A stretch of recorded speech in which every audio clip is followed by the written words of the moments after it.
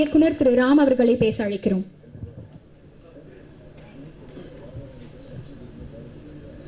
அனைவருக்கும் வணக்கம். இன்னைக்கு 2 ட்ரெய்லர் பார்த்தோம். ஒன்று வந்து நிக்கிலோட ட்ரெய்லர், இன்னொரு ரம்மியோட ட்ரெய்லர். ஒரு மக்கள் தொடர்பாளராக இருந்தவர் இன்னைக்கு மக்கள் தொடர்பு குறைத்து ஒரு பல்கலைக்கழகம் வைக்கும் அளவுக்கு வளர்ந்துருக்கிறதுல ரொம்ப சந்தோஷம். Nikhil, really happy for you. Rummy, Vijay Sethupathi கிட்டத்தட்ட ஒரு 4-5 வருடங்களுக்கு முன்பு சாலி கிராமத்தினுடைய ஒவ்வொரு திரைப்பட அலுவலகத்திற்கும் இந்த ஃபோட்டோவுக்கு பின்னாடி ஃபோன் நம்பர் எழுதி கொடுத்து ஏதாவது கேரக்டர் இருக்கான்னு கேட்டுட்டு இருந்த விஜய் சேதுபதி இன்றைய தமிழ் சினிமாவின் அடையாளம்.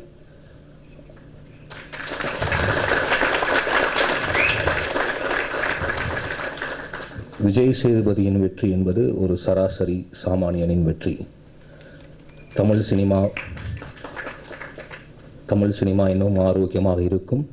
இன்னமும் கோயம்பேடில் பேருந்தில் இறங்குபவர்களும் சென்ட்ரல் நிலையத்தில் பேருந்தில் இறங்குபவர்களும் நம்பிக்கையோடு இங்கே இறங்கலாம்.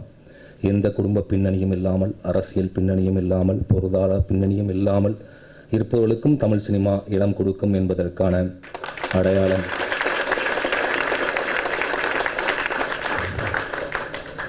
விஜய் சேதுபதி. விஜய் சேதுபதியினுடைய வெற்றியினுடைய வகை என்பது புதிய இயக்குநர்களுடைய வெற்றி, புதிய திரைக்கதைகளுடைய வெற்றி, தயாரிப்பாளர்கள் குறும்படம், அதாவது குறும்படம் சொல்ல ஷார்ட் ஃபிலிம் நான் சொல்ல, புது நடிகர்களை வைத்து எக்ஸ்பெரிமெண்டல் ஃபிலிம்ஸ் எடுக்கலாங்கிற இடத்துக்கு கொண்டு போனதனுடைய அடையாளம் தான் விஜய் சேதுனுடைய வருகை. இன்றைக்கி இந்த படம் எல்லோரும் சின்ன படம்னு பேசிகிட்டு இருக்காங்க. இன்றைக்கி இது சின்ன படம் இல்லை. ரம்மி இன்றைக்கி தமிழ் சினிமா மார்க்கெட்டில் பெரிய படம். ஏன்னா அதான் நிஜம். ஏன்னா எப்படி ஒரு 5 வருடங்களுக்கு முன்பு ஏதாவது ஒரு கேரக்டர் கிடைக்குமான்னு கார்டு வைத்து ஃபோட்டோக்கு பின்னாடி கொடுத்த அதே விஜய் சேதுபதியினுடைய கால் சீட் கிடைக்குமா என்று என தமிழ்நாட்டினுடைய எல்லா இயக்குநர்களும் கால் ஷீட் கிடைக்குமா என தமிழ்நாட்டினுடைய இன்றைய மிகப்பெரிய தயாரிப்பாளர்களும் காத்திருக்கக்கூடிய ஒரு நடிகர் விஜய் சேதுபதி.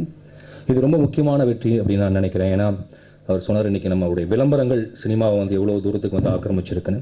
ஏன்னா தமிழ் சினிமா இன்றைக்கும் கூட அது கிட்டத்தட்ட ஒரு 5 வருடமாக இந்த கார்ப்பரேட்டின் வருகைக்கு பின்பு, எம்என்சியின் வருகைக்கு பின்பு, மல்டிப்ளெக்ஸின் வருகைக்கு பின்பு மிகப்பெரிய ஒரு அபாயத்தை சந்தித்து கொண்டிருக்கிறது. அதாவது இன்றைக்கி வந்து மல்டிப்ளெக்ஸில் எப்படிப்பட்ட ஷோஸ் ஆர்டர் அப்படின்னா, ஃபஸ்ட் சாய்ஸ் வந்து தமிழினுடைய மிகப்பெரிய சூப்பர் ஹீரோஸ் நடித்த படம், அடுத்தது ஹாலிவுட், பாலிவுட், டோலிவுட், அதற்கு பிறகு இடம் இருந்தால் தமிழின் சின்ன படங்களுக்கு ஷோக்கள் கொடுக்கப்படலாம்.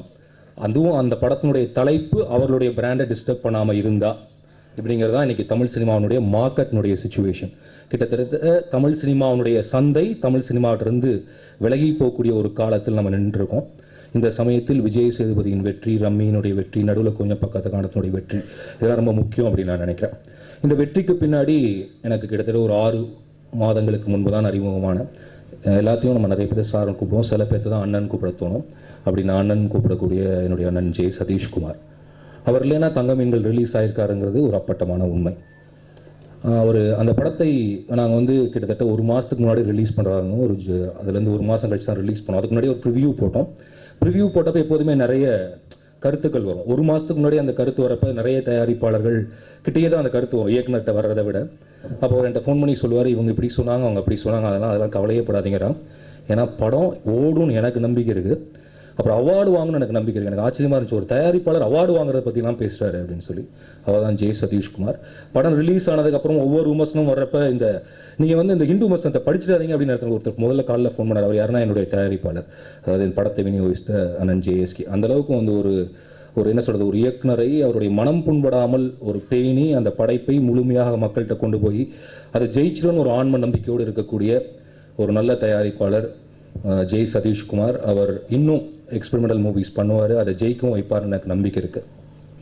ஸோ இவர்கள் இருவரும் இருந்திருக்கக்கூடியதில் அப்புறம் அடிக்கடி நிறைய படங்களில் பார்த்துட்டு இருக்கக்கூடிய எனக்கு ரொம்ப பிடித்த அந்த முகம் மிகவர் பிரபாகர், சுந்தரபாணியிலையும் சரி, அழகர் சாமியின் குதிரையிலையும் சரி, இப்போ இந்த படத்துலையும் ரொம்ப சீக்கிரமாக நீங்களும் ஒரு தமிழில் அப்படி அந்த முக்கியமான இடத்துல இருப்பீங்கன்னு நான் நம்புகிறேன். ஒரு திருநெல்வேலி ஸ்லாங்கில் உங்களால் பிரமாதமாக படம் பண்ண முடியும்னு நான் ரொம்ப நம்புகிறேன். அப்புறம் இமான் சார் இன்றைக்கி வந்து ஒரு மைனாவிலேருந்து தொடர்ந்து இந்த மாதிரியான படங்களை பொதுமக்கள்கிட்ட எடுத்துகிட்டு போகிறதுங்கிறது பாட்டு அப்படின்னு நான் ரொம்ப நினைக்கிறேன். ஏன்னா தங்கமீன்கள் ரொம்ப போய் சேர்ந்ததுக்கு ஆனந்த யாழை ஒரு அடிப்படை காரணம். ஸோ இந்த மாதிரியான படங்களுடைய வெற்றியில் உங்களுடைய இசை முக்கியமாக இருக்குது. நீங்கள் பெரும் படங்கள் பண்ணுற சமயத்தில் இந்த மாதிரியான திரும்பவும் குட்டி படங்களுக்கு நீங்கள் வந்து முக்கியத்துவம் கொடுக்கணும். ஏன்னா உங்கள் மாதிரியான இசை தான் அதை கொண்டு போய் சேர்க்கணும்னு நம்புகிறேன். இந்த மொத்த படக்குழுவிற்கும் என்னுடைய வாழ்த்துக்கள். தமிழ் சினிமா நல்ல திசையை நோக்கி போய் கொண்டிருக்கிறது என்பதனுடைய அடையாளம் விஜய் சேதுபதி, இகோர் பிரபாகர், ஜே சதீஷ்குமார். நன்றி, வணக்கம். ரொம்ப